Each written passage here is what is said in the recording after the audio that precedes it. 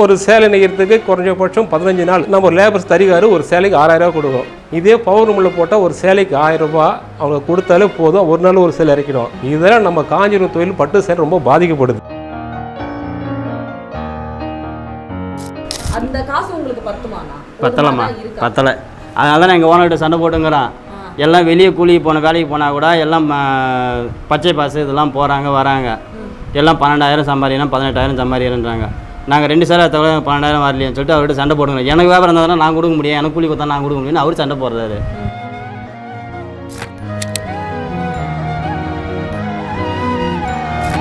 ஒரு சமையல் வேலைக்கு போகிற ஒரு நாளைக்கு நான் 1000 ரூபா சம்பாதிப்பேன். ஆனால் இது அப்படி கிடையாது.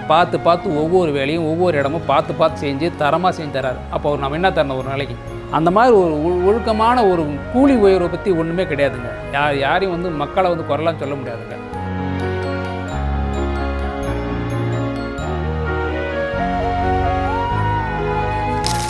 என்னைக்காவது உங்களுக்கு தோணி இருக்கா இந்த தொழிலே நம்மளுக்கு வேண்டாம், ஏன்டா இதுக்கு வந்தோம்? என்னைக்காவது இல்லை, எங்களுக்கு எப்பவுமே தோன்றது அதுதான். ஆனால் ஏன் இதை விட்டு போகணும்னு நீங்கள் நினைக்கிற? வேற வேலைக்கு போய் எங்களுக்கு வேறு வேலை தெரியலையே.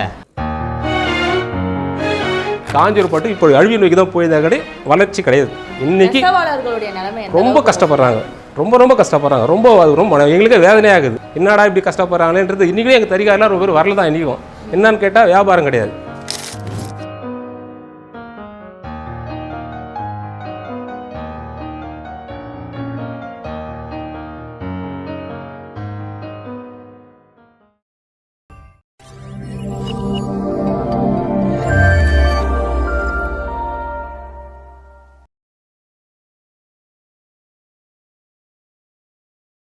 Hello all, this is Madhumitha from take one Tamil. இன்றைக்கி நம்ம எங்கே வந்திருக்கோம், யாரை பற்றி பார்க்க போகிறோம் அப்படின்னா, பட்டு புடவைங்க அப்படின்னு சொன்னாலே நம்ம மைண்டுக்கு ஃபஸ்ட்டு வர்றது காஞ்சிபுரம் பட்டு தான். எந்த ஒரு ஃபங்க்ஷனாக இருந்தாலும் காஞ்சிபுரத்தில் போய் ஒரு பட்டு புடவை எடுத்துடணும்ப்பா, அங்கே தான் தரமாக இருக்கும் அப்படின்னு சொல்லிட்டு நம்ம நம்புவோம். அப்படிப்பட்ட பட்டு புடவைகளை அதுக்கு பின்னாடி இருக்க ரகசியங்கள் என்ன, அந்த பட்டு புடவைகள்லாம் எப்படி தயாராகி வருது, முக்கியமாக அதை தயார் பண்ணுற நெசவாளிகளுடைய கஷ்டங்கள் என்ன அப்படின்றத நம்ம என்றைக்குமே யோசிச்சிருக்க மாட்டோம். அப்படி ஒரு பதிவு தான் இது. இன்றைக்கி நெசவாளர்களுடைய கஷ்டங்கள் என்ன, எப்படிலாம் பட்டு புடவைகள் தயாராகி வெளியே வருது அப்படின்றத A to Z இந்த பதிவில் நம்ம பார்த்தும் கேட்டும் தெரிஞ்சுக்க போகிறோம். ஸோ வெயிட் பண்ணாமல் செக்மெண்ட்குள்ளே போயிடலாம் வாங்க.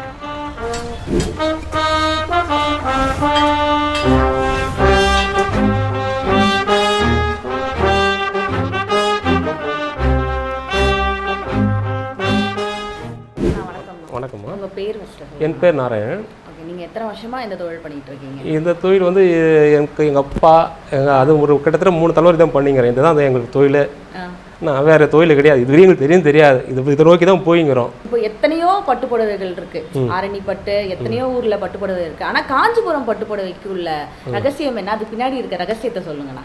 காஞ்சிபுரம் ஸ்பெஷலா இருக்கிறதுக்கான காரணம் என்ன? காஞ்சிபுரம் பட்டுனால இது முக்கியமானது. காஞ்சிபுரம் பட்டுலேருந்து வெள்ளி ஜரிகை, கோல்டு ஜரிகை மெயினாக அது இணைச்சதுதான் காரணமே. இப்போ காஞ்சிபுரம் பட்டுல மட்டும். ஆமாம், காஞ்சிபுரம் பட்டு. அப்புறம் இதை பார்த்து தான் கற்றுக்கிட்டு போனாங்க, வேறு வெளியெல்லாம் போனாங்க. அதில் நம்ம காஞ்சிபுரம் பட்டுன்றது, காஞ்சிபுரம் பட்டில் வந்து அந்த கோயில்களில் பார்த்தா சிலைகள்லாம் இருக்கும். அந்த சிலைகளில் வந்து அந்த யாழி, மயில், குதிரை அதில் வச்சு அதை போட்டு அது காஞ்சிபுரம் வேர்ல்டு ஃபுல்லாக பிக்கப் ஆகிடுச்சு. பிக்கப் நல்ல ஒரு பேர் வாங்கிடுச்சு. அதில் காஞ்சிபுரம் பட்டு, காஞ்சிபுரம் காமாட்சி அம்மன் கோயில் அது ஃபஸ்ட்டு பார்த்துட்டு காஞ்சிபுரம் பட்டுக்கு வந்துடுவாங்க ஜனங்க. காஞ்சிபுரம் பட்டு வந்து சில வந்து சந்தோஷமாக வாங்கிட்டு போவாங்க. இன்றைக்கி காலகட்டம் மாறி போயின்னு இருக்குது. அப்படி என்ன போயிருக்குதுன்னா, சேலைங்களை பவர்லூமில் போட்டாங்க. பவர்லூம் போட்டு ஜனங்க ரொம்ப பாதிக்கப்படுறாங்க. இது எங்கெங்கே நம்ம ஊரில் போகிறது பர்மிஷன் கிடையாது. திருவண்ணாமலை மாவட்டம், பக்கத்தில் மாவட்டம், ஒரு நாளைக்கு நம்ம கஷ்டப்படுறோம்.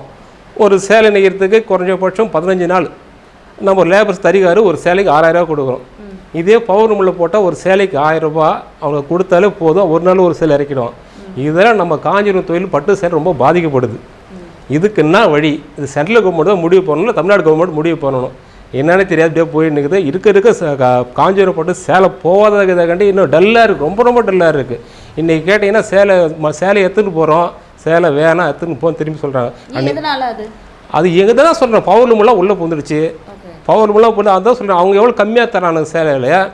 நான் கம்மியாக கொடுத்தா அதை வாங்குவாங்களா, இல்லை நாம் தயார் பண்ணி ஒரு சேலை ஒரு குடும்பத்துக்கு ஒரு சேலை வச்சா 6000 ரூபா தரோம். அது கஷ்டப்பட்டு அவன் 6000 கொடுத்தா அவங்க குடும்பத்தை பண்ண முடியும். இவன் பவனமில் போட்டு ஒரு சேலை தயார் பண்ணி கொடுத்துட்டு அவன் டெய்லி ஒரு சேலை கொடுப்பான். நம்ம ஒரு சேலை 5 கொடுப்போம். அப்போ எது நீங்களும் யோசனை பாருங்க. ஆனால் மிஷினில் பண்ணுறதுக்கு அந்த அளவுக்கு குவாலிட்டி இல்லை. மிஷினில் பட்டு வராது இல்லையா? இல்லை, டெக்னாலஜி அப்படியே வந்துட்டு இருக்கு. அது ஜரிகைன்னா பியூரில் போட மாட்டாங்க. இன்றைக்கி இருக்கிற தங்க விலைலாம் பியூர் நம்ம காஞ்சி ஃபுல்லாக பியூரில் தயார் பண்ணியிருந்தாங்க. இன்றைக்கி தங்க விலை கோல்டு விலை ஏறி போக அதுவும் விலை ஏறி போயிடுச்சு. அவ்வளோ விலை கொடுத்து ஜனம் எடுக்குமானா எடுக்காது. அதுக்கு என்ன பண்ணோம், பவுர்ணூலில் போட்டு கொடுத்தா இன்னும் எவ்வளோ கம்மியாக கொடுக்குமோ அப்படின்றது கடைகளில் வந்து கேட்கும்போது பார்ட்டி வராங்கன்னா எவ்வளோ கம்மியாக தர நீ அப்படி தான் நம்மளுக்கு இங்கேயே வந்துட்டு தான் கேட்குறாங்க. ஏன்னா நம்ம தயார் பண்ணுறது நமக்கு வியூவர்ஸ் தயார் பண்ணுறோம். அவங்களுக்கு ஒரு சரி 6000 ரூபா, ஒரு ரகத்துக்கு மாரி 6000, 10,000, 15,000 தரும் லேபர்ஸ். இப்போ பவுர்ணமில் போட்டு தரேன்னா அவன் ஒரே ஒரு நாள் ஒரு சேலை எடுத்துருவான். அவன் எவ்வளோ கம்மியாக தரலாம், பட்டு எடுக்கும் போட்டு ஜெரி எடுக்கும் போய்ட்டு ஒரு 5% கொடுத்துடலாம். டெய்லி லாபத்தை பார்ப்பான். நம்ம என்ன பண்ணுவோம், ஒரு சேலை நெய்யறதுக்கு 15 நாள் ஆகும். ஒரு ரகம் நெய்யறதுக்கு 1 மாதம் ஒரு சேலை நெய்யறதுக்கு. அது பெரிய ரகத்துக்கு கை பொறுத்து சொல்ல முடியும். அதுமாரி நடந்துங்கிறதுமா இன்றைக்கி. அதுதான் சொல்ல வரேன். காஞ்சிபுரம் பட்டு இப்போ அழிவு நோக்கி தான் போயிருந்தா கடை, வளர்ச்சி கிடையாது. குணசேகரன்மா. நான் 40 வருஷம் ஆகுதுமா. தொழிலுக்கு வந்து 7 வயசில் வந்தேன். இப்போ எனக்கு 47 வயசு ஆகுது. அப்போ வந்து ஏன்னா எங்களுக்கு தொழிலே இது தான்மா. எங்கள் அப்பாலேருந்து எங்கள் தாத்தாலேருந்து எல்லாருக்கும் தொழில் இது தான். இது ஃபீல் எப்படின்னு அதெல்லாம் சொல்ல முடியுமா? ஏன்னா எங்களுக்கு தொழிலே இது தான், தறி தொழில் தான். எங்களுக்கு வந்து வேறு தொழில் வந்து தெரியாது. நாங்கள் வேறு தொழில் செய்யலை. எங்கள் தாத்தாலேருந்து அப்பாலேருந்து எல்லாருமே இந்த தொழில் தான். அதனால் இதே எங்களுக்கு கற்றுக் கொடுத்துட்டாங்க. செல்ஃபுங்க இது. இந்த சேலை உங்களுக்கு தெரியுதுங்களா? வைர ஊசி இந்த லைன்ஸ் போட்டு பாருங்க. இந்த லைன்ஸ் இது பேர் வைர ஊசிங்க. இதில் வந்துட்டு செல்ஃபுனா டிசைன் பிரக்கெடுன்னு சொல்லுவாங்க. அதை இது மேலே டிசைன் போட்டுருவோம். இப்போது இந்த டிசைன் இல்லைன்னு வச்சிங்களேன், இந்த வைர ஊசி இன்னும் பளிச்சுன்னு தெரியும். நம்ம ஜரிகை மேலே ஜரிகை சேர்த்துருக்கோம். அதால் வந்து இன்னும் கொஞ்சம் கிராண்டாக தெரியுது. ஆமாம், இது பார்டரில் மட்டும் ஜரிகை. அதால் வந்துட்டு ஏன் கூடுதலான விலை வருதுன்னாக்கா இதுதான் விஷயம் சொல்கிறாருங்க. இது வந்துட்டு அதிக ரேட். இல்லை, கம்மி ரேட். இது 1 லட்சம் கேட்டிங்க இல்லையா? இது பியூர் ஜரிங்க. இது பியூர் ஜரி. இது ஃபுல்லாக அந்த உடம்பு ஃபுல்லாக வந்துட்டு ஜரிகை போகுதுங்க. இதை பாருங்கள், இது பட்டு, இது ஜரிகை. சரிங்களா? இப்படி இடையில வருது பாருங்கள். இது பேர் பாவு சொல்லுவோம். இது பாவு ஜரிகைன்னு சொல்லுவோம். இது பாவுன்னு சொல்லுவோம். சரிங்களா? அதில் இவ்வளோ ஜரிகை ஏறதால் வந்துட்டு இது வந்து 1,10,000 விலை. ஜரிகையால் விலை அதிகம். அதே போல் என்னென்னு கேட்டிங்கனாக்கா இதில் கான்ட்ராஸ்ட்டு. இதுக்கு வந்து பாருங்கள், இதுக்கு 2 ஆள் வேலை செய்யறதுக்கு. அந்த பார்டர் ஒருத்தர் பார்த்தார், நேராக இருப்பாருங்க, அவர் பார்த்துப்பார். இது வந்து எக்ஸ்ட்ரா ஒரு ஆள் வச்சு இதை தனியாக வாங்கணும். இப்போ இதுக்குள்ளே வந்து கோல்டு இது கொடுக்கும். ஆமாம், இது வந்துட்டு முதல்ல சில்வர் இழை இருக்கும், சில்க் இழை இருக்கும். சில்க்கு மேலே வந்து சில்வர் இழை, அதுக்கு மேலே கோல்டு இழை.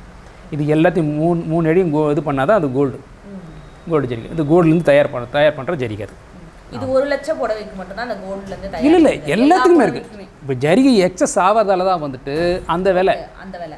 இது வந்து இதே ஜரிகையை இது கொஞ்சமாக வச்சுருக்கேன். சரிங்களா? மொத்தம் பட்டு தான், அதில் இருக்குது எல்லாமே பட்டு தான். ஆனால் இதில் வந்து மொத்தம் ஜரிகையாக இருக்குது. இந்த ஜரிகை ஏற வந்துட்டு சேலை விலை கூடுதலாக வரும். சின்ன வயசுலேருந்து பட்டு தெரிய தான் நேரம். இந்த தொழிலில் கஷ்டம்தான்.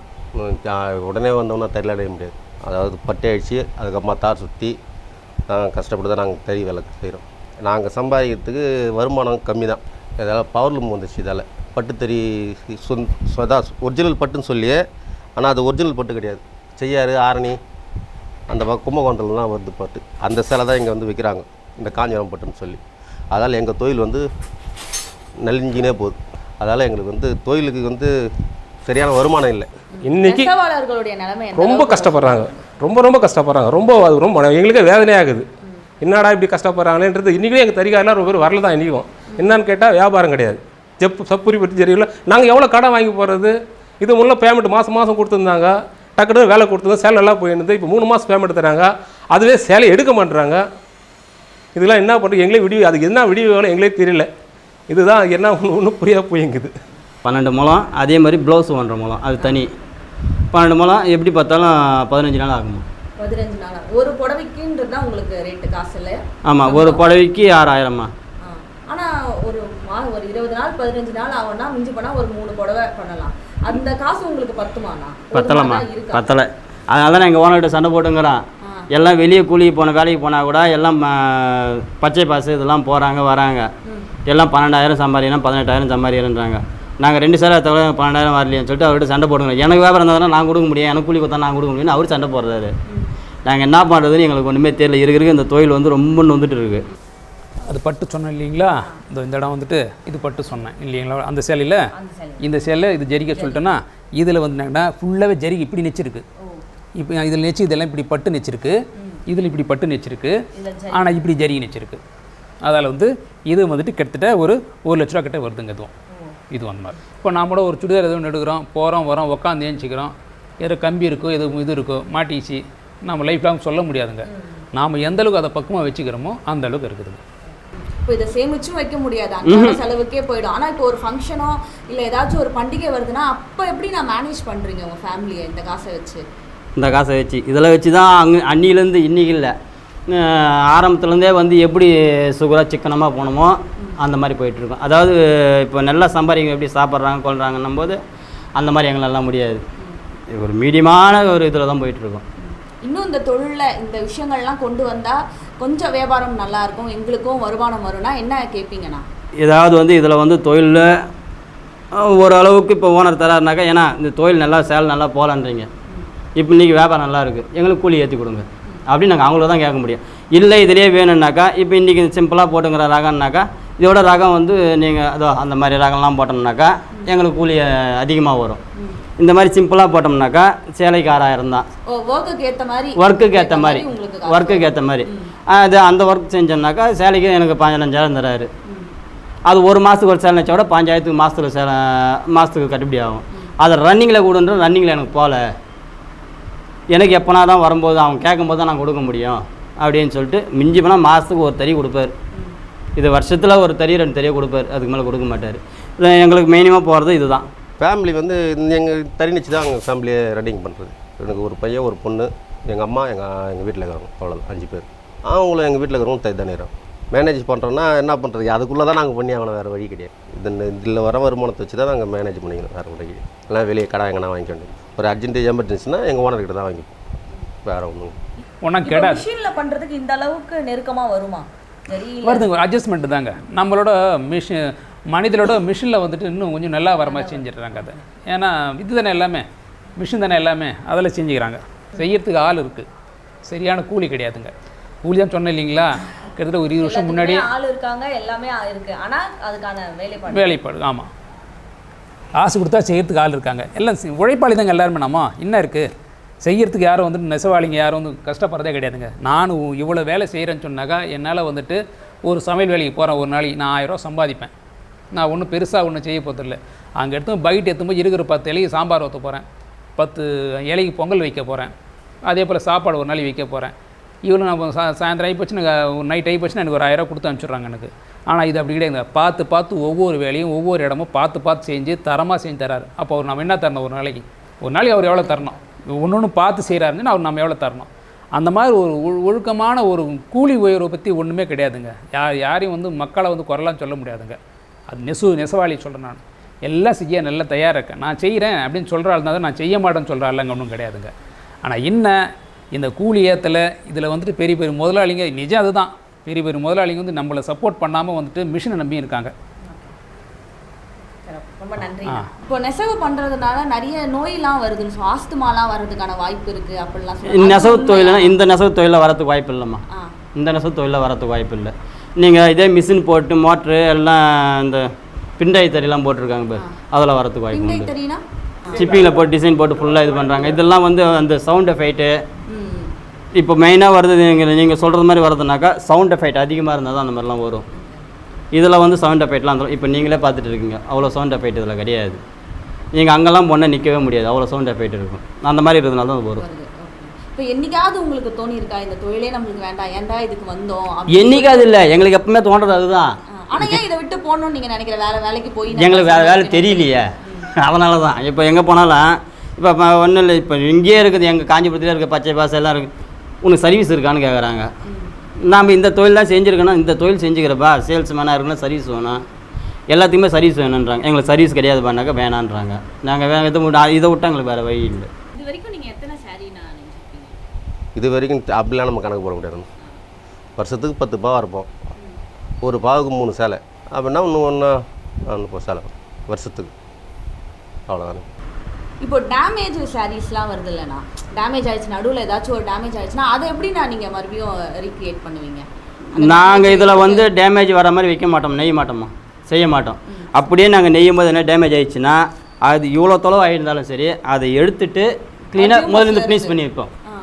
இதில் வந்து டேமேஜ் எல்லாம் நாங்கள் கொடுக்க மாட்டோம், டேமேஜ் நாங்கள் செய்யவும் மாட்டோம். அதை அப்படியே ஆயிடுச்சு அப்படின்னாக்கா இதே சேலாகி மடித்து வச்சு ஒரு நாள் கணக்கு ஆயிடுச்சுனா தான் இதெல்லாம் டேமேஜ் ஆகிறதுக்கு வாய்ப்பு உண்டே தவிர நாங்கள் இதில் நேரத்தில் வந்து டேமேஜ் ஆகிறதுக்கு வாய்ப்பே கிடையாது.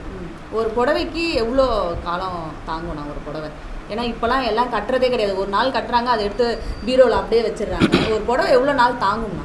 நீங்கள் எவ்வளோ இந்த அளவுக்கு பக்குவமாக மெயின்டைன் பண்ணுறாங்களோ எடுக்கிறவங்க. இப்போ நாங்கள் நெசவு பண்ணிடுறோம், நெசவு பண்ணிட்டு நாங்கள் வச்சுட்டு இருப்போம். ஒரு 2 மிஞ்சி போனால் 10-15 நாள் தான் என் கையில் இருக்கும். அதுக்குள்ளே நாங்கள் பிரகாஷ், பச்சை பாசு, பாபுஷா இப்படி அங்கே அமுச்சிடுவோம். அவங்கள வந்து இன்னும் சேல்ஸ் வாங்கினா பண்ணுறவங்களும் பண்ணிடுறாங்க. அதாவது வாங்குறவங்க மெயின்டைன் பண்ணுறது தான். அது நல்லா மெயின்டைன் பண்ணால் 10 வருஷம் 15 வருஷம் தாங்கும்.